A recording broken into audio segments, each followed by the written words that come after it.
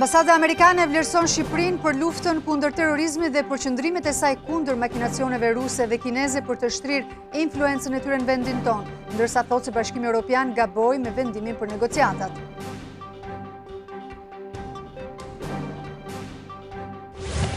Kryeministri Rama takohet nesër në Athinë me homologun grek Mitsotakis. Në qendër të diskutimeve mësohet se është marrëveshja për përcaktimin e kufirit detar dhe respektimit të drejtave të minoritetit grek në Shqipëri.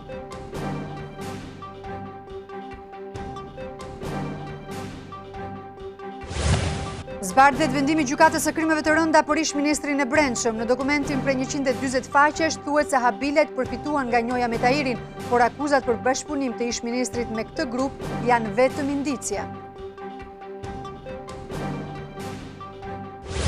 Bizneset që nuk lëshojnë kupon tatimor do të paguajnë gjoba 2 herë më të larta. Gjobat 4-fishohen nëse rasti përsëritet. Ndryshimet e përgatitura nga Ministria e Financave pritet miratojnë së shpejti bashkë me paketën fiskale.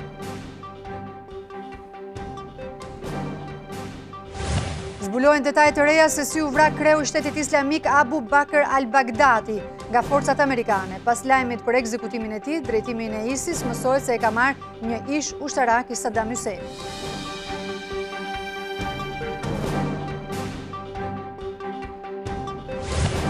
Mundja nuk është sport vetëm për burrat. Në Shqipëri po themelojnë dhe ekipet e para të mundjes për femrat në Tiranë dhe Durrës, sipas udhëzimeve të Federatës Botërore të këtij sporti për barazinë gjinore.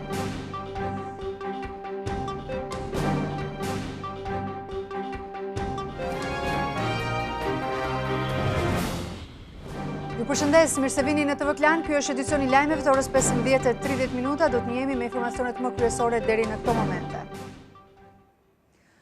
Ambasada amerikane thotë se Bashkimi Evropian gaboi në negociatat me Tiranën dhe Shkupin por ka vlerësuar vendimet e vendit tonë sa i përket luftës kundër terrorizmit apo influencës ruse dhe kineze. Ndërkohë, kryeministri Edi Rama në një konferencë të organizuar nga Universiteti Mesdhetar tha se refuzimi ishte një goditje për të gjithë rajonin. Amerikanët janë të gjithë në një mendje. Këshilli Evropian gaboi duke mos i çelur negociatat me Shqipërinë dhe Maqedoninë e Veriut. E ngarkuara me punë e Shteteve të Bashkuara të Amerikës në Tiranë, e ftuar nga Universiteti Mesdhetar në konferencën politike amerikane në Ballkanin Perëndimor, inkurajon vendin të vazhdojë të ndjekë perspektivën europiane dhe vlerëson fort që deri tani Shqipëria i ka thënë jo çdo tentative ruse, kineze apo iraniane për ta shfrytëzuar këtë moment. Shqipëria ka mbajtur qëndrime parimore, duke i bërë të qartë Kinës se disa gjëra thjesht nuk janë përshitje, duke refuzuar makinacionet ruse, si dhe duke mos toleruar terrorist iranian në tokën e saj. Analisti dhe njohësi i mirë i Ballkanit, amerikani Daniel Server, e quan turp vendimin e 18 tetorit të Francës dhe Hollandës. Francës dhe Hollandës duhet i vi turp si vepruan me Shqipërinë e Maqedoninë e Veriut. Vetë Edi Rama e vlerëson refuzimin e Këshillit Evropian si goditje, jo thjesht për perspektivën e Shqipërisë, por të gjithë rajonit. Për të më shumë se gjithçka, vendimi për të mos zgjeruar unionin me vendet Ballkanit Perëndimor godet procesin e dialogut Kosovë-Serbi, duke bërë Bashkimin Evropian një strukturë të pabesueshme. Do të jetë vështirë për dyja palët në procesin e dialogut që të besojnë në mundësinë e incentivave që mund të deklarohen, por faktikisht mund të mos mbahen. E si për ta përforcuar ato që deklaron kryeministri Rama, e për të bërë dallimin mes Bashkimit Evropian dhe NATO-s, ish zëvendës sekretari amerikan i shtetit, i ftuar në këtë tryezë, flet për kujdesin që Shtetet e Bashkuara të Amerikës tregojnë gjatë procesit të zgjerimit të Aleancës së Veriut. Nëse do t'i vendosnim kushte Ballkanit Perëndimor duke premtuar angazhimet dhe mos mbanim fjalën, kjo do të ishte një qasje dështake. Presidenti i Universitetit Mesdhetar vë theksin pikërisht tek dallimet e qëndrimeve të Washingtonit dhe Brukselit ndaj Shqipërisë. Një filozofi e cila rrit sigurinë në këto rajone dhe padyshim është, si thuash, edhe një mesazh për Bashkimin Evropian për procesin e zgjerimit. Për të treguar se qëndrimi refuzues të Hollandës në Këshillin Evropian për të dytin vit radhazi nuk e ka përdin dot, Edi Rama ju tregon të pranishmëve në konferencë se vendimi i këtij shteti nuk ka lidhje me ecurinë e reformave të Shqipërisë. Vetë hollandezët mrekullohen kur vinë Tiranë dhe thonë që është komplet ndryshe Shqipëria nga çfarë ne e mendojmë dhe pastaj kur kthehen e shohin ashtu siç e mendojnë dhe jo ashtu siç e kanë parë.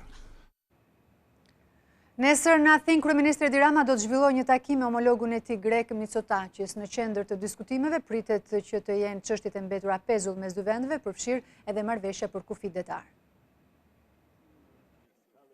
Kryeministrat e Greqisë dhe Shqipërisë, Mitsotakis dhe Rama, pritet të takohen të martën në Athinë. Ky takim u fiksua para një muaji në New York, në takimin e tyre në Asamblenë e Përgjithshme të OKB-s. Kreu i qeverisë do të marrë pjesë në samitin e 4 me temë Bashkimi Evropian dhe Bota Arabe që do të mbahet në Athinë. Të ftuar do të jenë edhe kryeministri e Serbisë dhe presidenti Cipriot. Për shkak të zhvillimeve politike në vend ka anulluar pjesëmarrjen në momentet e fundit kryeministri i Maqedonisë së Veriut Zoran Zaev. Burimet qeveritare greke thanë për televizionin Klan se takimi Mitsotakis Rama nuk do të ketë karakterin e një takimi zyrtar sa i përket anës protokollare.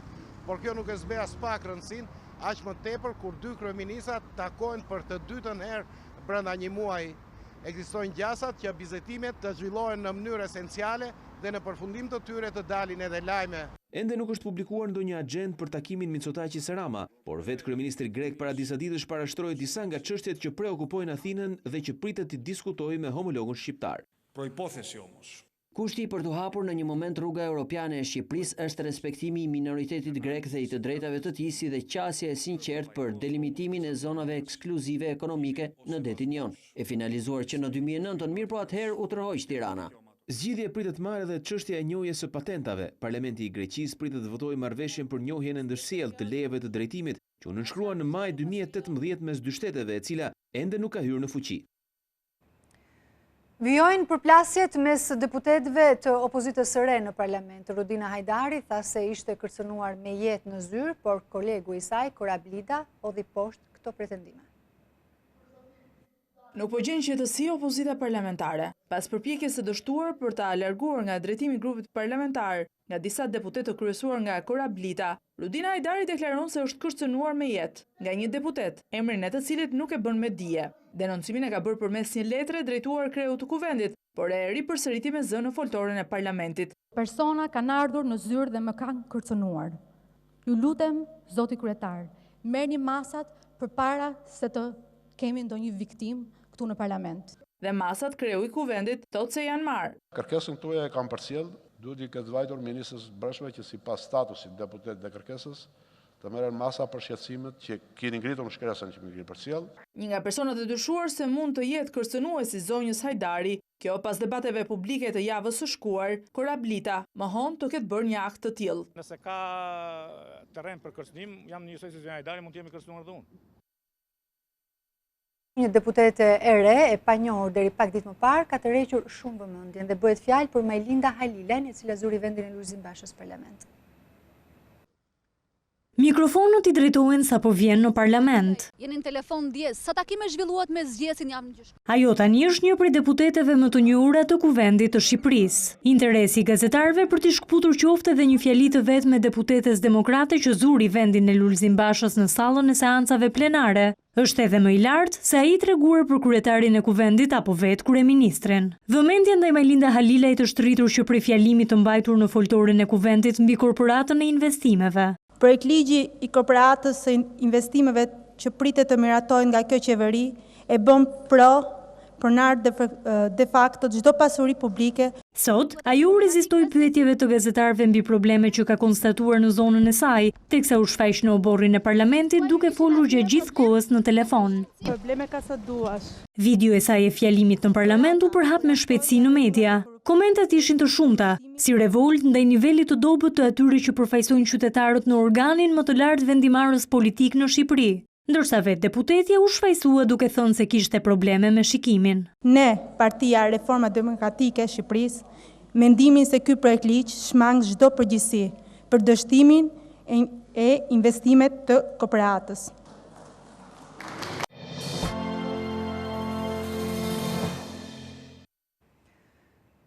Gjykata e krimeve të rënda ka zbardhur vendimin për dënimin e ish ministrit të brendshëm Sajmir Tahiri. Në vendimin për 140 faqesh thuhet se akuzat për bashkëpunimin e tij me grupin e Habilajve janë thjesht indicie.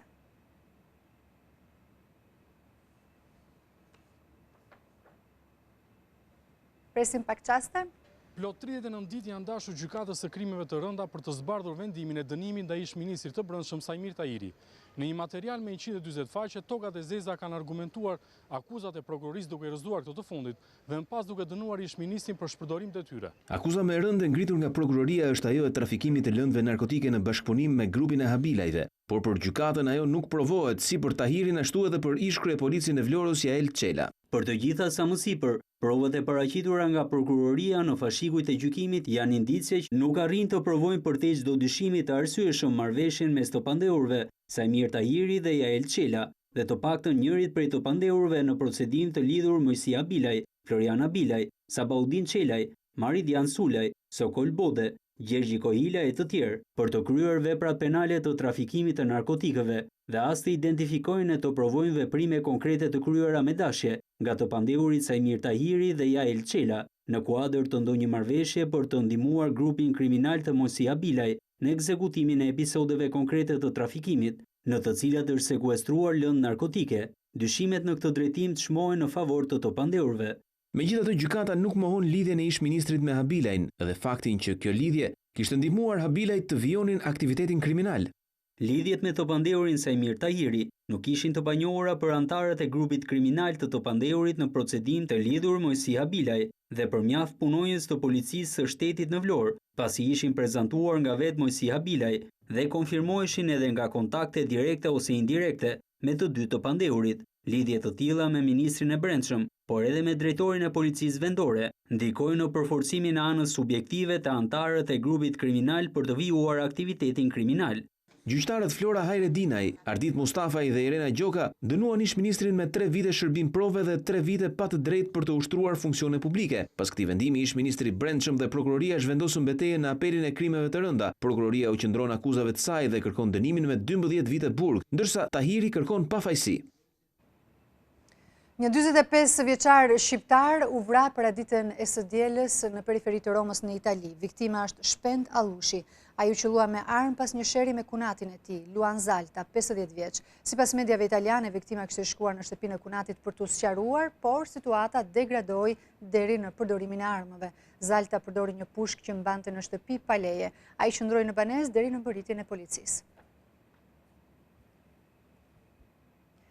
10 hektar me pyje në Devoll dhe Bulqiz janë shkrumbuar si pasojë e një zjarri që i ka përfshirë që prej të dielës, ndërkohë terreni vështirë kërkon ndërhyrje nga ajri.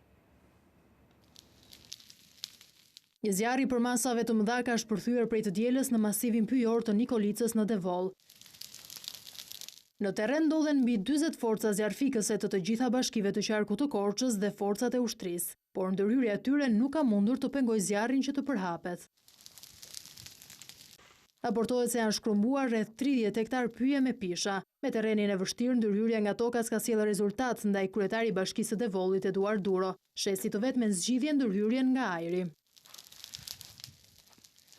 Një tjetër zjarr po shkrumbon sipërfaqe pyjore në afërsi të fshatit Koçaj të Bulqizës. Autoritetet kanë dhënë alarmin pasi deri tani janë ndjekur rreth 40 hektar të një pylli me dushqe. Për të dyja rastet, policia dyshon se bëhet fjalë për zjarrvënie të qëllimshme.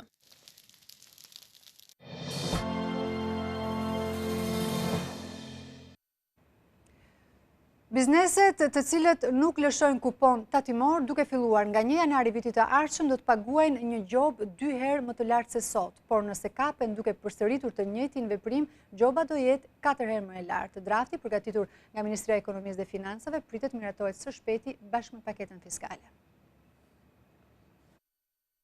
Qeveria ka vendosur të dyfishojë gjoba ndaj të gjitha bizneseve të cilat nuk lëshojnë kuponin tatimor. Ministria e Financave dhe Ekonomisë parashikon që duke nisur nga 1 janari vitit të ardhshëm, penalitetet për mos lëshim kuponit të dyfishohen, ndërsa nëse kapesh për herë të dytë, gjoba do të 4-fishohet. Ligji për procedurat tatimore parashikon aktualisht që çdo biznes i cili nuk lëshon kupon, gjobitet me 50.000 lekë, ndërsa në draftin e ri parashikohet që penaliteti të bëhet 100.000 lekë për ndërmarrjet me xhiro deri në 14 milion lekë në vit dhe 150.000 lekë për tatim paguesit e mëdhenj. Sipërmarrësit e vegjël do të ndëshkohen me 50.000 lekë gjobë nëse ka mangësi në faturën që lëshojnë. Ndryshimet në ligjin e procedurave tatimore dyfishojnë shkeljen për mos lëshimin e kuponit tatimor për herë të dytë që konstatohet i njëjti subjekt brenda një viti. Kategoria e biznesit të vogël ndëshkohet me 100.000 lekë, biznesi i mesëm me 200.000 dhe ai i madh me 300.000 lekë. financat kanë hequr si mundësi mbylljen e biznesit për 30 ditë kalendarike, duke vendosur si kusht për rihapjen e tij pagesën e gjobës. Po ashtu drafti ndryshon edhe penalitetin për konsumatorët që nuk marrin kuponin tatimor ose refuzojnë t'ia tregojnë ato inspektorëve të tatimeve. Nga 1.000 lekë që është aktualisht penaliteti, shkon në 2.000 lekë. Kjo është era e tretë që qeveria ka ndryshuar nivelin e penaliteteve brenda 4 vjetësh. Në vitin 2015 gjoba tatimore u fishuan, ku ajo për moslëshimin e kuponit tatimor arriti në 500.000 lekë, por pas shfuqizimit të ligjit nga gjykata kushtetuese, qeveria ndryshoi nivelin e gjobave, duke vendosur si vlerë maksimale atë 50.000 lekë. Autoriteti rrugor shqiptar ka shpallur zyrtarisht fituesin që do të ndërtojë nënkalimin tek sheshi Shqiponja në Unazën e Madhe të Tiranës. Ky vendim ndërkohë hap kështu rrugë nisjes punimeve të cilat ishin bllokuar prej një viti. 34 ditë pas vendimit të Komisionit të Prokurimit Publik, Autoriteti Rrugor Shqiptar ka bërë njoftimin e shpalljes së fituesit për të lidhur kontratën me kompaninë fituese, e cila do të realizojë punimet e nënkalimit Shqiponja në Unazën e Madhe. Komisioni detyroi ARSH në vendimin e datës 24 shtator që njoftimi i kompanisë fituese dhe lidhja e kontratës të bëheshin brenda 10 ditësh kalendarike, por Autoriteti Rrugor ka dërguar shkresën në Agjencinë e Prokurimit Publik më datë 17 tetor, ndërsa vetë agjencia e ka publikuar këtë të hënë. Procedura e njoftimit të shpalljes së fituesit i hap rrugë nisjes së punimeve për të ndërtuar lotin e parë të Unazës së Madhe, nga rreth rrotullimi Shqiponja dhe Pallati me Shigjeta, projekti i cili kishte nisur ndërtimin një vit më parë. Tenderi i parë për këtë lot, ku projekti parashikonte ndërtimin e një mbikalimi, u anullua për shkak të skandalit që ndodhi me kompaninë DH Albania, e cila kishte dorëzuar gjatë prokurimit dokumente të falsifikuara. Herën e dytë gara u anullua pasi të 6 ofertuesit u skualifikuan, ndërsa procedura e hapur në qershor të këtij viti u ankimuan nga 2 kompani në Komisionin e Prokurimit Publik, i cili vendosi të rrëzojë fituesin ARSH-s Vëllëzrit Hysa dhe të shpallë fituese kompaninë Salillari. Nënkalimi në këtë pjesë të Unazës do të kushtojë 1.77 miliard lekë nga 2.25 miliard që ishte fondi limit. Oferta e kësaj kompanie ishte e dyta më e ulët,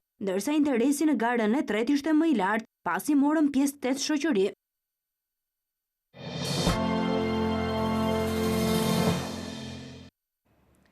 Prej 5 vitesh në universitetet publike, por edhe ato private, është bllokuar mbrojtja e doktoraturës. Në Ministrinë e Arsimit thonë se procesi nuk garantonte më cilësi, por universitetet ndërkohë thonë se kështu po dëmtohet kërkimi shkencor.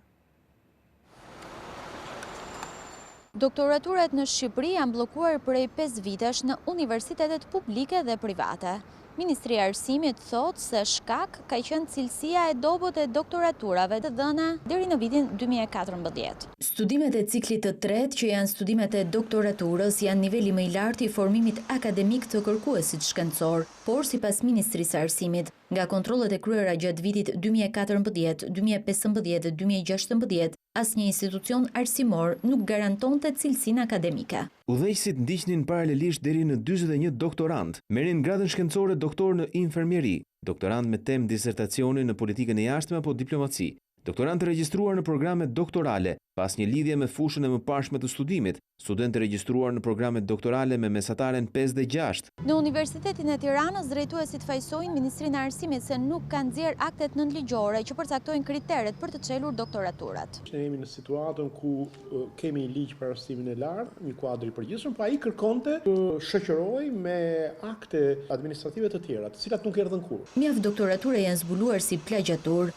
siç ishte rasti i ish-zëvendës ministrit të Arsimit, Ervin Demo, apo të disa deputetëve aktual të kuvendit. Janë këto të dhëna që sipas Ministrisë së Arsimit e kanë detyruar atë të marrë masa për ndryshimin e legjislacionit. Sipas saj, me hyrjen në fuqitë e ligjit për arsimin e lartë në vitin 2015, u krijuan kushtet e nevojshme për reformimin e studimeve doktorale. Por masa drastike e bllokimit të doktoraturave me qëllim rritjen e cilësisë ka sjellë edhe pasojat tek ata që duan grada shkencore në bazë të meritës. Janë mbrojtur doktoratura dhe janë certifikuar doktoratura të bëra mbas ligjit të ri, sipas ligjit vjetër. Gjë që solli një degradim, një formalizëm, një dëmtim i punës universiteteve, për arsye sepse këto probleme janë ngritur dhe nuk janë zgjidhur. Ministria e Arsimit pohon se ka gati bazën ligjore që do t'i hap rrugën përgatitjes së universiteteve për fillimin e programeve doktorale për vitin akademik 2019-2020.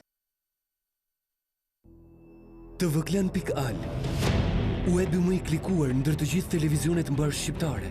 Lajmi i fundit, gjithçka ndodh në vend, rajon dhe botë. I gjeni në kohë reale në tvklan.al. Informohu në lëvizje vetëm me një klikim në celularin tuaj. edhe në aplikacionin tvklan.al. Video dhe lajme për çdo emision, dhe të rejat apo sinopse të serialeve tona, vetëm në tvklan.al. Besueshmëri, shpejtësi, cilësi dhe interaktivitet. Klan, televizioni i mbar shqiptar më i ndjekur. Në Kosovë vjojnë negociatat për krimin e qeverisë së re. Sot pasdite pritet ketë një tjetër takim mes grupeve të punës së lëvizjes vetëvendosje dhe Lidhjes Demokratike të Kosovës. Pritet që sot të diskutohet për çështjet ekonomike. Dy partitë kanë deklaruar se kanë rënë dakord që qeveria e tyre të mos ketë më shumë se 12 ministri. Shumë shpejt do të ketë dhe një takim mes krerëve të partive Albin Kurti dhe Isa Mustafa.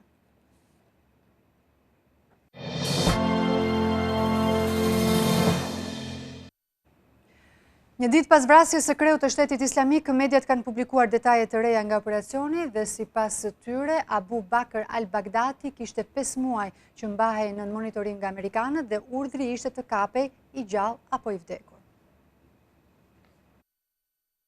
Kjo është ajo çfarë ka mbetur nga shtëpia ku fshihej kreu i organizatës terroriste Shteti Islamik Abu Bakr al-Baghdadi, i vrarë të dielën në një operacion të ushtrisë amerikane. Mediat kanë zbuluar detajet e reja mbi këtë operacion që sipas CNN nisi pak orë pas dritës jeshile që i kishte dhënë presidenti Trump kërkesës së Departamentit të Mbrojtjes. Urdhri ishte që të kapej i gjallë ose i vdekur. Banesa ishte në mbikëqyrje prej disa vitesh, por informacionet se ai ishte zhvendosur në fshatin Barisha pranë Idlibit qarkullonin prej 5 muajsh. Të dhënat e siguruara nga militantët kurd vunë në lëvizje Cian, por si e kanë pritur banorët e zonave të pushtuara dikur nga xhihadistët në Siri dhe Irak lajmin për vrasjen e al-Baghdadit. Falë Zotit mbaruan punë me terrorizmin. Al-Baghdadi u vra, me shpresë të Zotit të heqim qafe edhe një tjetër kriminal, Bashar al-Assadin. S'jam as i gëzuar as i hidhëruar. Xhihadistët na poshtëruan, na afërfruan, na bën të flinim në dysheme. Vrasja e al-Baghdadit është përshëndetur nga udhëheqësit perëndimor, ndërsa Rusia dhe Kina thonë se informacionet për operacionin janë të dyshimta. Në mediat ndërkombëtare përflitet se Abdullah Kardash, ky që shihni në këtë foto, është lideri i ri i terroristëve të Shtetit Islamik. Ish ushtaraku i regjimit të Sadamit ka mbajtur poste të larta edhe në këtë organizat. Bashkimi Evropian ka pranuar shtyrjen deri më 31 janar të daljes së Britanisë së Madhe nga Unioni. Ndërkohë, sot në Parlamentin Britanik do të diskutohet mundësia e mbajtjes së zgjedhjeve të parakohshme. Brukseli vendos të shtyjë me 3 muaj afatin përfundimtar të Brexitit. Presidenti i Këshillit Evropian Donald Tusk njoftoi përmes Twitterit se afati i ri përfundimtar i Brexitit do të jetë më 31 janar, çka nënkupton se kërkesa që kryeministri Johnson i dërgoi Këshillit Evropian më 20 tetor ishte pranuar. Kryenegociatori evropian për Brexitin Michel Barnier u shpreh i kënaqur me këtë vendim të Brukselit. Vendimi vjen pikërisht në ditën kur dhoma e ulët e Parlamentit Britanik do të mblidhet për të diskutuar kërkesën e kryeministrit Johnson për zgjedhjet parakohshme më 12 dhjetor. Johnson propozoi zgjedhjet e reja për të sfiduar opozitën laboriste që u bë shkak për shtyrjen e afatit Brexitit, pasi kërkon më tepër kohë për të shqyrtuar marrëveshjen e re të arritur prej tij me Brukselin. Boris Johnson nuk e nënshkroi kërkesën e 20 tetorit për shtyrjen e Brexitit, për të treguar se i qëndronte linjës së tij për të nxjerrë Britaninë e Madhe nga Unioni brenda 31 tetorit dhe se për kërkesën e shtyrjes e detyronte ligji i miratuar me mbështetjen e opozitës muajin e kaluar.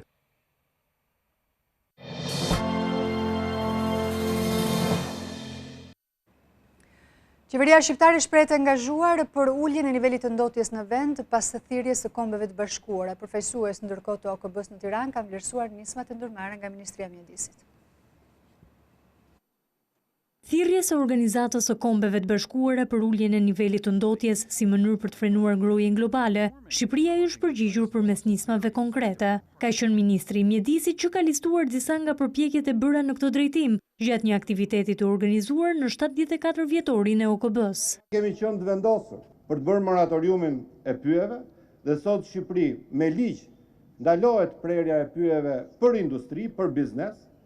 Ja kemi dalë të bëjmë moratoriumin e gjuetisë. Shqipëria mund të shndrohet në vendin e parë europian pa qese mbajtëse plastike. Këto nisma u vlerësuan edhe nga koordinatori i OKB-s në Shqipëri. And just ahead of the UN's climate summit this year, Në konferencën e OKB-s së këtij viti, Shqipëria ishte vendi i parë në Ballkanin Perëndimor që erdhi me një projekt për ndryshimet klimatike. Nevojitet sigurisht buxhet dhe staf. Këtu natyra është jo vetëm e bukur për ata që jetojnë, por edhe për zhvillimin e ekonomisë. with great potential. Raporti më i fundit i Kombeve të Bashkuara dha alarmin për ndryshimet klimatike, duke theksuar se 5 vitet e fundit kanë qenë më të nxehtë të regjistruar ndonjëherë. Partia Demokratike i quan abuzive tenderat e Bashkisë së Tiranës për rikonstruksionin e godinave të qytetit Studenti. Sipas Selis Blu janë paguar 200 milion lek për rikonstruksionin e konvikteve, punimet e të cilave janë kryer me cilësi të dobët. Ish-deputeti Anjola ka denoncuar rënien e tavanit në këto godina si dhe çarje të mureve. Sipas Partisë Demokratike, megjithse punimet janë kryer me më shumë para, ato kanë vënë në rrezik studentët.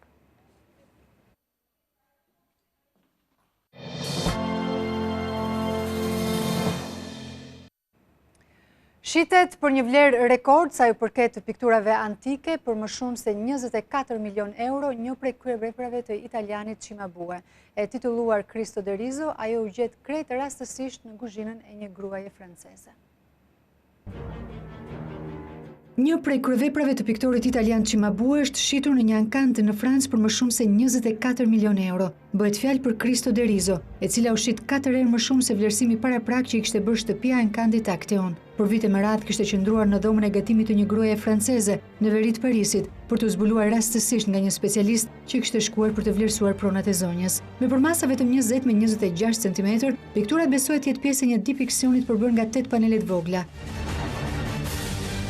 Cristo de Riso shënoi dhe një rekord, duke u bërë kështu piktura antike e shitur më shtrenjtë në histori. Por vendin e parë e mban Salvator Mundi e Leonardo da Vinci, e shitur për 450.3 milion dollar. Dhe kjo tregon që investimi në art, përveç se një mënyrë për të treguar stilin luksos të jetës, është kthyer në trend për të ruajtur pasurinë. Sipas të dhënave të fundit, numri personave që investojnë në art si biznes është mbi 45% të pasurve. Dhe këtu kemi mbërritur në fund të këtij edicioni informativ. Faleminderit që qëndruat me ne.